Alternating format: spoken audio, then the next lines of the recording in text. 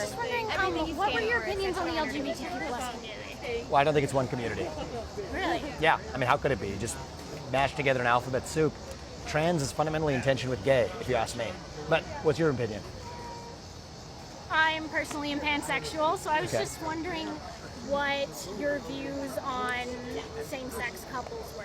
I don't have a negative view of same-sex couples, but I do have a negative view of a tyranny of the minority. So I think that in the name of protecting against a tyranny of the majority, and there are times in this country's history where we have had a tyranny of the majority, we have now, in the name of protecting against tyranny of the majority, created a new tyranny of the minority. And I think that that's wrong. I don't think that somebody who's religious should be forced to officiate a wedding that they disagree with. I don't think somebody who is a woman who's worked really hard for her achievements should be forced to compete against a biological man in a swim competition. I don't think that somebody who's a woman that respects her bodily autonomy and dignity should be forced to change clothes in a locker room with a man. That's not freedom, that's oppression.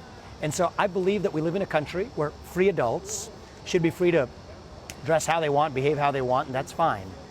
But you don't become oppressive by foisting that on others. And that especially includes kids, because kids aren't the same as adults. And so I think adults are free to make whatever choices they want, but do not foist that ideology onto children before children are in a position as adults to make decisions for themselves. And so I think a lot of the frustration in the country, and if I'm being really honest, that I also share, comes from that new culture of oppression where saying those things can actually get somebody punished.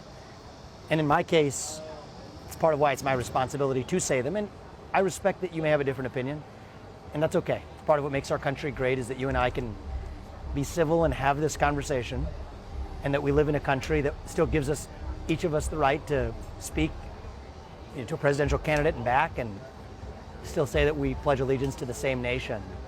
So I think that's the beauty of our country, and that's my honest opinion.